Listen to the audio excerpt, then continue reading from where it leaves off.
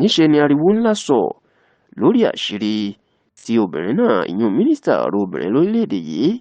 arábìnrin Uju Kennedy Ohaneye àṣírí tó mà tú. Bẹ́ẹ̀ làwọn èèyàn sọ pé kí ààrẹ Bọ́lá Ahmed Tinubu kó má ṣe fi ọwọ́ kékeré kó má fi wo ọ̀rọ̀ náà o, kó sì tètè gbé ìgbésẹ̀ nítorí pé àṣírí ńlá, àṣírí tó lè fa ìlú ya òun ni àṣírí tóbìnrin náà tú. Ǹjẹ́ irú àṣírí wo ni Uju Kennedy Ohaneye tó tú? Níṣe ni obìnrin náà máa tú àṣírí pé àwọn aṣòfin kékeré l'Àbújá ìyún Federal House of Representatives ìdí tó fi ń gbógun tòun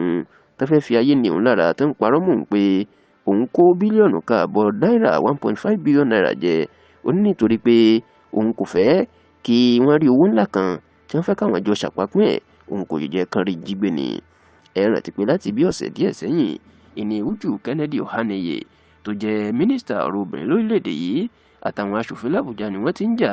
kódà tí wọ́n fẹ̀sùn jìbìtì kan obìnrin náà tó jẹ́ ọmọ Ìgbò. Ṣùgbọ́n nígbà tó ń bá ìwé ìròyìn This Day sọ̀rọ̀, Uju Kennedy Ohaneye máa tú àṣírí ńlá. Ó ní iṣẹ́ rí ìdí tí wọ́n fi ń gbógun ti òun, ó ní owó tabua kan, owó tó ń dẹ̀rù bóṣì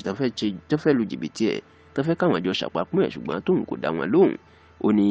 owó kan wà tí Nàìjíríà fẹ́ ya, ó ní ẹ̀ẹ́dẹ́gbẹ̀ta mílíọ̀nù dọ́là $500 million, èyí tí yóò fẹ́ súnmọ́ tírílíọ̀nù kan náírà owó Nàìjíríà lásìkò yìí. Ó ní wọ́n fẹ́ yà, ó ní ṣùgbọ́n nínú owó náà ó láwọn aṣòfin sọ fún òun pé ìdá 5 nínú owó ìní yóò jẹ́ tòun.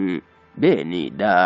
40% yóò lọ sí iléeṣẹ́ táwọn ti fẹ́ yá owó náà yún báńkì àpapọ̀ àgbáyé tó ń pè ní World Bank. Ó ní ìdá 40 tó wá wí yìí ó ní ẹ̀gúnjẹ àti tí wọ́n yóò pín láàrin ara wọn ni. Obìnrin ní nígbà tó ń wá rí eléyìí lòun wò pé wọ́n fẹ́ lu Nàìjíríà ní jìbìtì rẹ̀ àti pé òun nìkan lòun lè buwọ́ lu owó náà kan tó lè gbà jáde. Ó ní ìdí èyí lòun ṣe yarí pé òun ò ní buwọ́ lù nítorí pé orúkọ iléeṣẹ́ òun iná fẹ́ fi gba owó náà jáde pé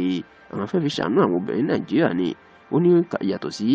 ẹ̀ẹ́dẹ́gbẹ̀ta mílíọ̀nù dọ́là yìí wọ́n tún fẹ́ yá $100 million míì, ṣùgbọ́n tó lóun tó yẹ kó ń buwọ́ lù láti jọ ṣe jìbìtì náà ó lóun yarí ìpè tó máa fi gba àdúrà owó yìí wọ́n fẹ́ báyé Nàìjíríà jẹ́ ni, tó sì ní ìdí èyí òun ganan fi ń gbógun ti òun tó ń parọ́ mọ́ òun tó sì tún fẹ́ ba òun lórúkọ jẹ́ káàkiri gbogbo ọ̀dọ̀ àwọn ọmọ Nàìjíríà. Ní báyìí látìgbà tí mínísítà ọ̀rọ̀ obìnrin lórílẹ̀‐èdè yìí ìyún Uju Kennedy Ohaneye tó ti tú àṣírí ńlá yìí, àwọn aṣòfin tó fẹ̀sùn kàn àwọn ọ̀mà tí ì sọ̀rọ̀. Bẹ́ẹ̀ làwọn èèyàn sọ pé kí ààrẹ Bọ́lá Ahmed Tinubu kó dìde sí ọ̀rọ̀ náà ó sì ṣe ìwádìí ẹ̀ fínífíní.